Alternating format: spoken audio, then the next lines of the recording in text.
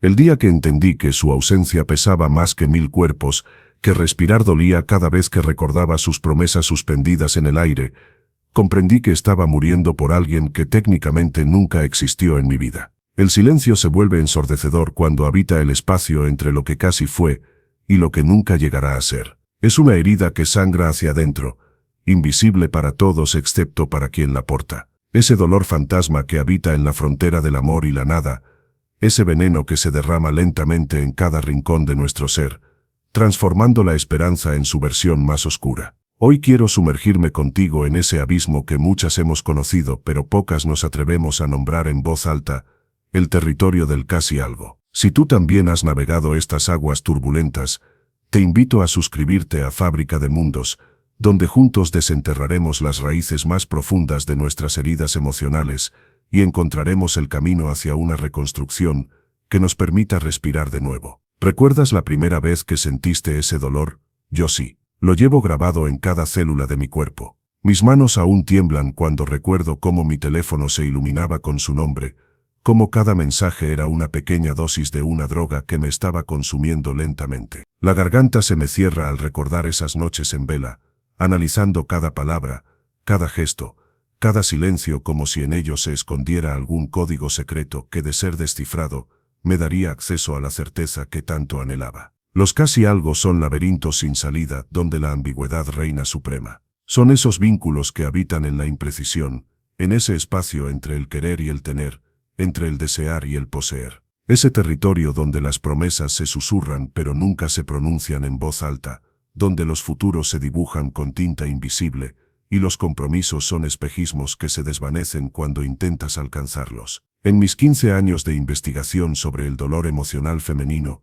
he descubierto una verdad que la psicología tradicional ha tardado demasiado en reconocer: el sufrimiento provocado por un casi algo puede ser más devastador que el de una ruptura convencional. Hay una crueldad particular en lo inconcluso, en lo indefinido. Nuestros cerebros están programados para buscar patrones, para completar historias, para cerrar ciclos. Cuando nos niegan ese cierre, cuando quedamos suspendidas en la incertidumbre, nuestro sistema nervioso entra en un estado de alerta permanente que agota nuestros recursos emocionales hasta dejarnos vacías. La ciencia lo confirma. He observado en mi laboratorio cómo la incertidumbre sostenida activa las mismas áreas cerebrales que responden al dolor físico. El sistema límbico, esa parte primitiva de nuestro cerebro responsable de las emociones, no distingue entre el dolor de un hueso roto y el de un corazón que se desgarra lentamente en la ambigüedad. Esa opresión en el pecho, ese nudo en la garganta, esa sensación de vértigo cuando su nombre aparece en la pantalla, no son imaginarias. Son tan reales como cualquier herida visible. Son la manifestación física de un trauma invisible. Y sin embargo, el mundo nos pide que lo ignoremos, que sigamos adelante como si nada hubiera pasado. No puedes llorar por alguien que nunca fue tuyo, nos dicen. No era nada serio, insisten. Estás exagerando, sentencian. Y así, encima del dolor primario, se añade una capa de vergüenza, de invalidación, de soledad. Nuestro sufrimiento se vuelve clandestino, un secreto vergonzoso que guardamos mientras sonreímos en público, mientras respondemos estoy bien a preguntas que nunca llegan al fondo. Mi consultorio ha sido testigo silencioso de incontables lágrimas derramadas por relaciones que, según el mundo exterior, nunca existieron. He sostenido las manos temblorosas de ejecutivas que dirigen empresas enteras, pero que se desmoronan cuando hablan del hombre que jugó con sus esperanzas durante meses. He escuchado los sollozos ahogados de cirujanas que salvan vidas cada día, pero que no pueden salvarse a sí mismas del bucle obsesivo de revisar mensajes antiguos buscando pistas, señales, alguna explicación para la desaparición repentina de quien prometía universos con la mirada. En Fábrica de Mundos, no solo comprendemos este dolor, lo honramos, lo nombramos, lo sostenemos con dignidad. Te invitamos a unirte a nuestra comunidad de almas en reconstrucción, donde tu experiencia será validada y tu proceso de sanación, acompañado con la sabiduría que solo pueden hacer de las heridas cicatrizadas. El casi algo es como una enfermedad autoinmune emocional. Tu propio sistema de esperanza se vuelve contra ti, atacando lentamente tu autoestima, tu confianza, tu capacidad de discernir lo real de lo imaginado. Tiene remisiones y recaídas. Hay días en que respiras profundo, sonríes, crees haberlo superado, y entonces, sin aviso, una canción, un aroma, un lugar, un recuerdo que creías enterrado resurge, y el dolor regresa con la misma intensidad del primer día, como si el tiempo no hubiera pasado, como si la herida acabara de abrirse. ¿Por qué nos aferramos con tanta fuerza a estas historias sin final? ¿Por qué algo que técnicamente nunca existió puede destruir nuestro mundo interior tan completamente? Esta paradoja dolorosa me ha obsesionado durante años. He dedicado mi vida a estudiarla, a comprenderla, a desarrollar métodos para navegar a través de ella. Y lo que he descubierto es tan complejo como revelador. Primero, está el poder seductor de la potencialidad. En la ausencia de la realidad concreta de una relación, con sus inevitables decepciones, fricciones y compromisos, el casi algo permanece perfecto en su estado de posibilidad. Es el lienzo en blanco donde proyectamos nuestras más profundas fantasías de amor, nuestros deseos más arraigados, nuestras expectativas más elevadas. No ha tenido tiempo de decepcionarnos, de mostrarnos sus defectos, de volverse rutinario o predecible. Mantiene intacto el brillo de lo nuevo, la excitación de lo desconocido, la promesa de que esta vez, por fin experimentaremos ese amor que nos han vendido desde niñas. Cuando ese lienzo desaparece, no solo perdemos a la persona real, perdemos también toda esa versión idealizada que habíamos construido en nuestra mente. El duelo se multiplica, lloramos lo que fue, lo que podría haber sido, y lo que nunca será. Es una pérdida tridimensional, que nos deja completamente desorientadas. Julia, una paciente de 35 años, lo expresó con una claridad devastadora. Lo más doloroso no fue perderlo a él, fue perder la versión de mí misma, que era cuando estaba con él. Por primera vez en mi vida, me sentí verdaderamente viva, completamente presente en cada momento. Cada color era más intenso, cada sabor más pronunciado, cada sensación amplificada. Era como si toda mi vida hubiera estado viendo el mundo en blanco y negro, y de repente todo se volvió tecnicolor. Y luego, sin aviso, volvió a desaparecer el color. Y no sé si alguna vez volveré a verlo. Las palabras de Julia revelan otra dimensión del casi algo que he observado repetidamente. Estas conexiones, por breves o indefinidas que sean, a menudo nos ofrecen vislumbres de quienes podríamos ser en el contexto de un amor auténtico. Nos revelan partes de nosotras mismas que desconocíamos, capacidades que no sabíamos que teníamos, profundidades que nunca habíamos explorado. Y cuando la relación se desvanece, esas versiones recién descubiertas de nosotras mismas parecen evaporarse también, dejándonos con la duda torturante de si alguna vez volveremos a acceder a ellas. El segundo factor clave es lo que llamo la tiranía de la intermitencia. Las relaciones casi algo rara vez mueren de forma limpia y definitiva. Suelen caracterizarse por un patrón errático de acercamientos y alejamientos, de intensidad seguida de frialdad, de presencia seguida de ausencia inexplicable. Este patrón inconstante es neurológicamente adictivo, comparable a los mecanismos que hacen que los juegos de azar generen dependencia.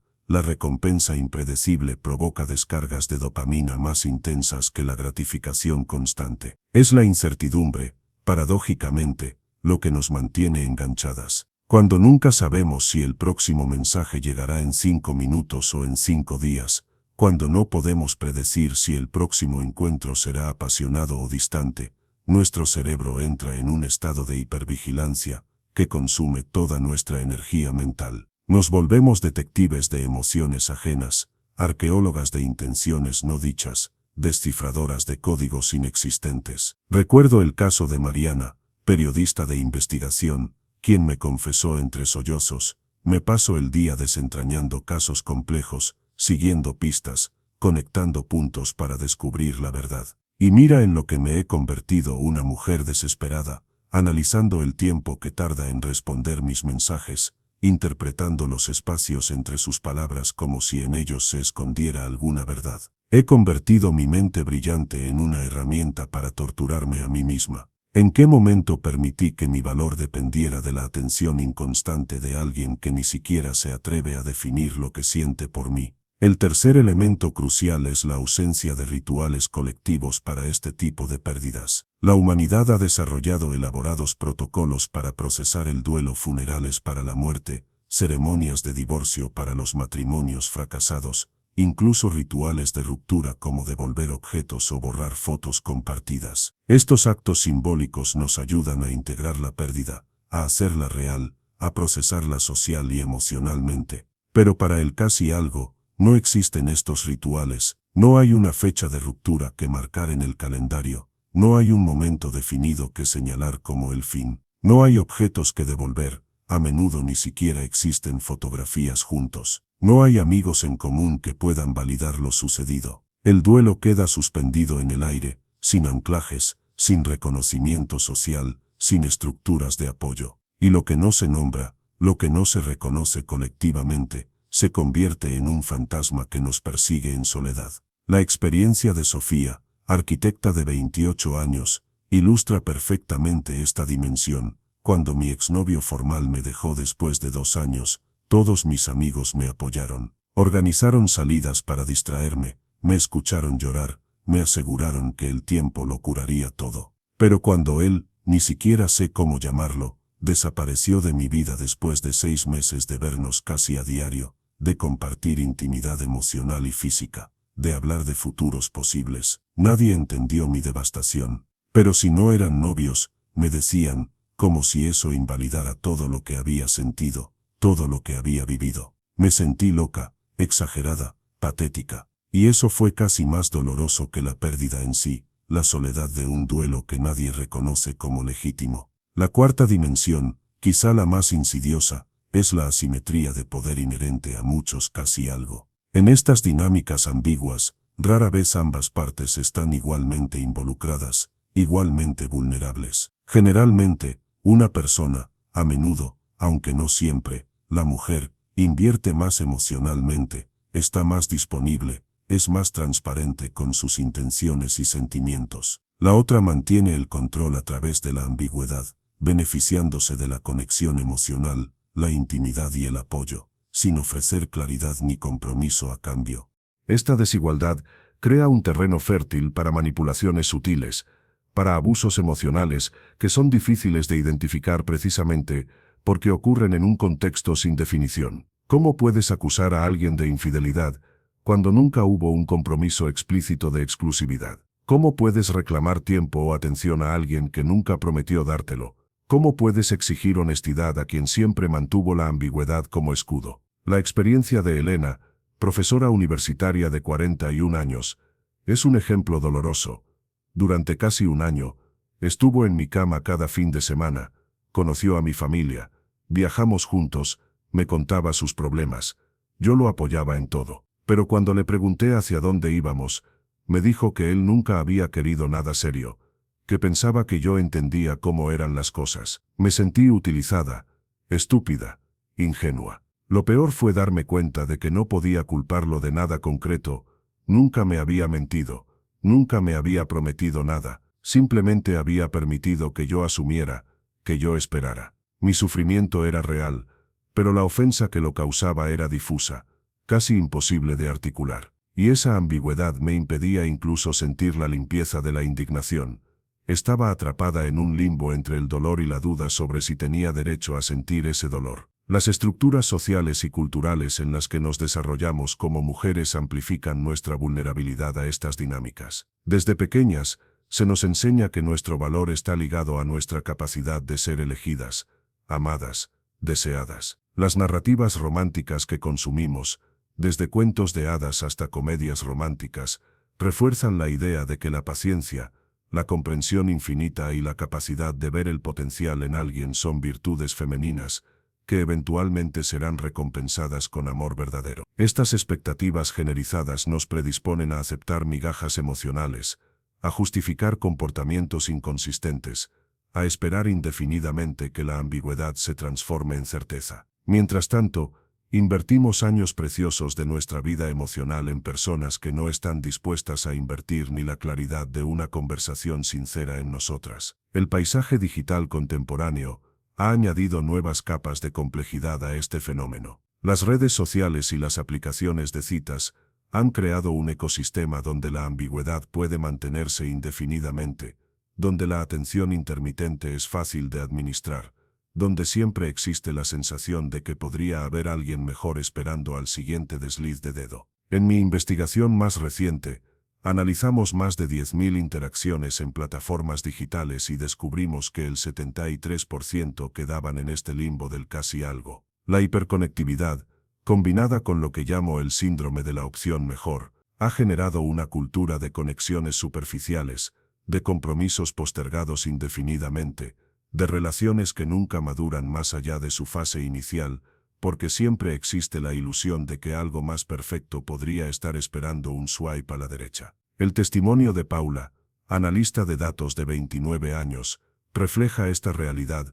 Lo conocí en Tinder. La conexión fue inmediata, tanto por chat como cuando nos vimos en persona. Durante 3 meses, hablábamos todos los días, nos veíamos cada semana, compartíamos nuestros pensamientos más profundos, nuestros miedos, nuestros sueños. Me presentó a sus amigos, conoció a los míos. Todo indicaba que estábamos construyendo algo real. Un día, de repente, dejó de responder a mis mensajes. Desapareció completamente, sin explicación. Me bloqueó en todas las redes. 3 meses después, a través de un amigo en común, descubrí que estaba en una relación formal con otra chica que había conocido en la misma aplicación. Nunca tuve cierre, nunca entendí qué había pasado, si había significado algo para él, o si solo había sido un pasatiempo mientras encontraba a quien realmente quería. Ese silencio, esa falta de explicación, fue la herida más profunda. Este fenómeno del ghosting,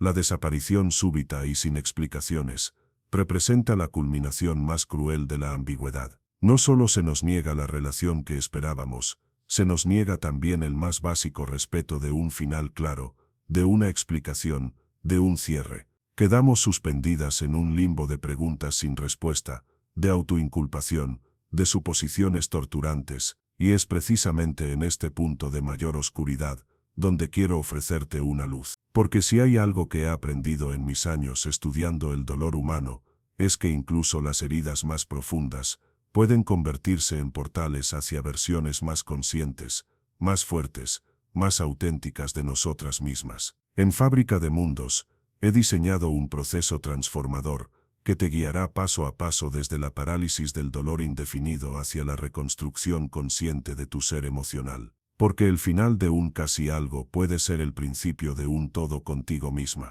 Te invito a unirte a nosotros y descubrir cómo las grietas por donde entró la oscuridad pueden convertirse en los espacios por donde finalmente entre la luz a tu vida. El vacío existencial que deja un casi algo tiene una cualidad particular. No es solo la ausencia de una persona, es la ausencia de una realidad que construimos mentalmente, de un futuro que visualizamos con tanta intensidad, que comenzamos a vivirlo emocionalmente antes de que se materializara. Es el espacio negativo de algo que nunca tomó forma concreta, pero que paradójicamente ocupaba un lugar muy real en nuestra experiencia interior. Ana, bailarina de 36 años, lo describió como un fantasma que ocupa espacio físico. Me explicó, no puedo verlo, no puedo tocarlo, no puedo demostrarte que existió, pero está ahí, ocupando un lugar en mi cuerpo, en mi mente, en mi corazón. Hay momentos en que siento literalmente el peso de su ausencia,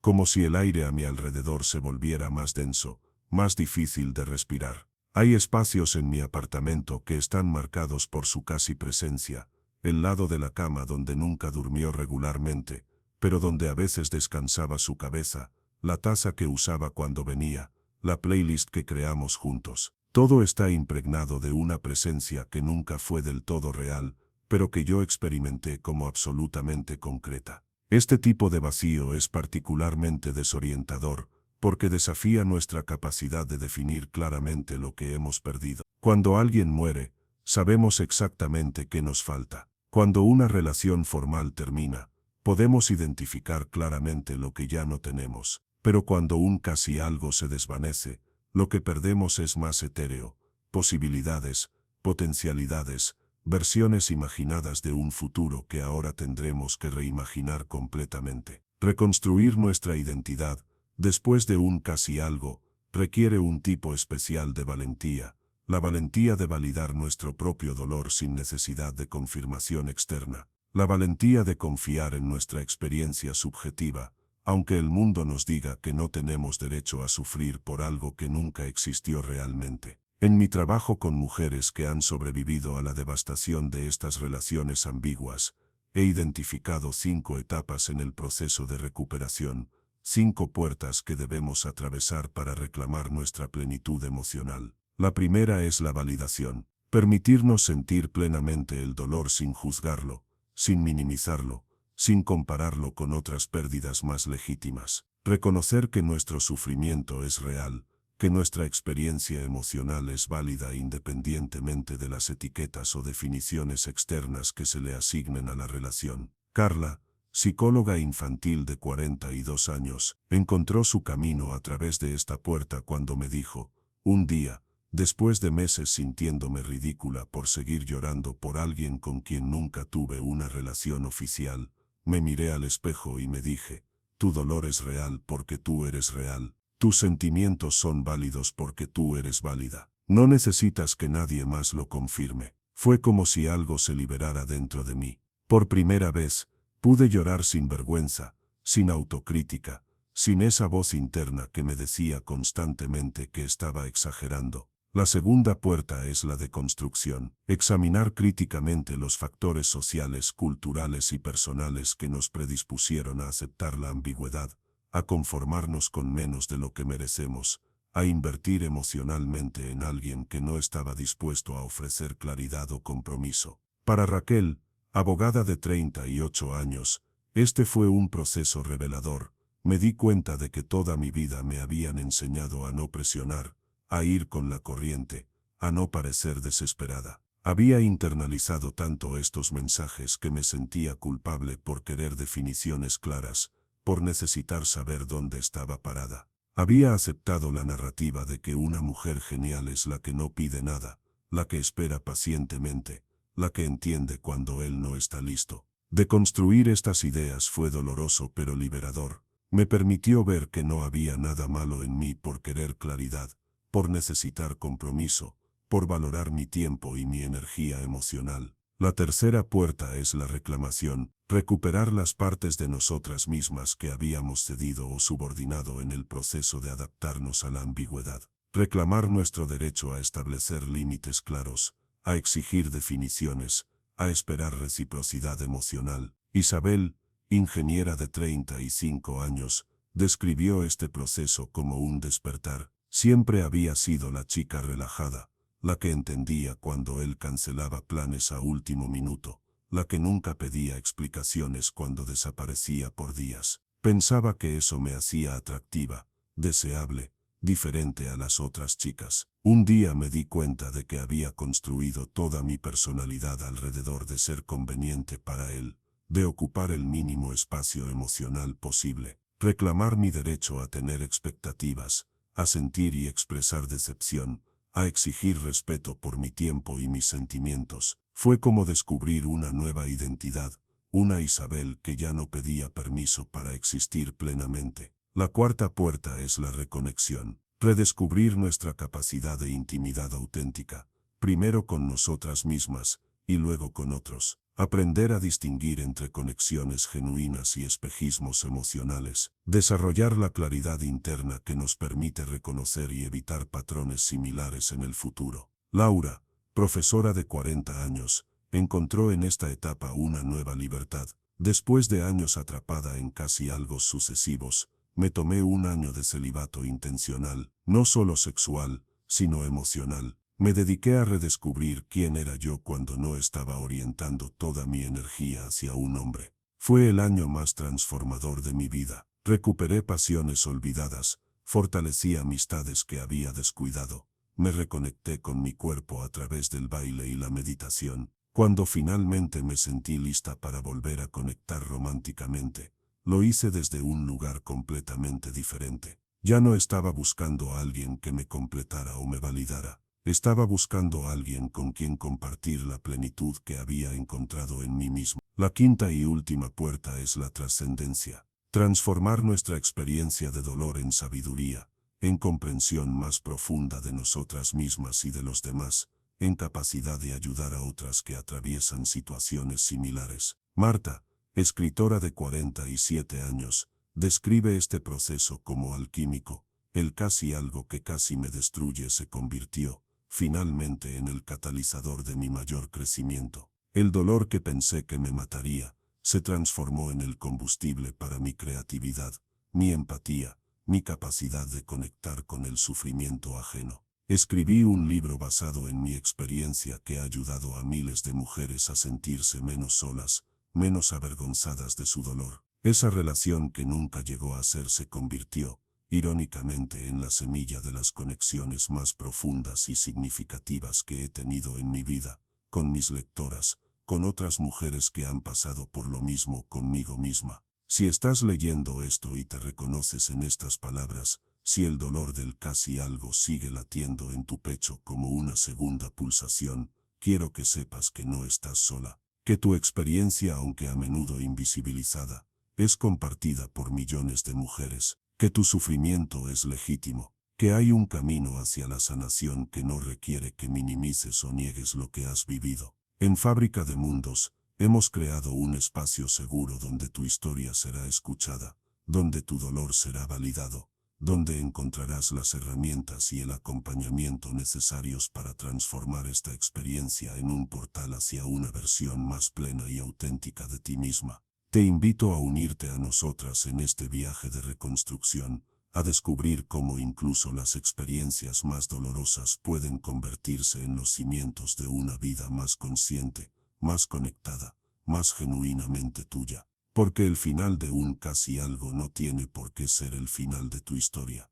Puede ser, si eliges atravesar estas 5 puertas con valentía y conciencia, apenas el primer capítulo de la historia de amor más importante que jamás vivirás, la historia de amor contigo misma, con tu verdad, con tu capacidad infinita de crecer a través del dolor y florecer en la luz que se filtra a través de tus propias grietas. Te espero del otro lado, donde el casi se transforma en plenamente, donde la ambigüedad da paso a la claridad, donde el dolor se transmuta en poder. Te espero en Fábrica de Mundos, donde juntas descubriremos que lo que casi te destruyó puede convertirse en la base sobre la cual construyas la vida que siempre mereciste.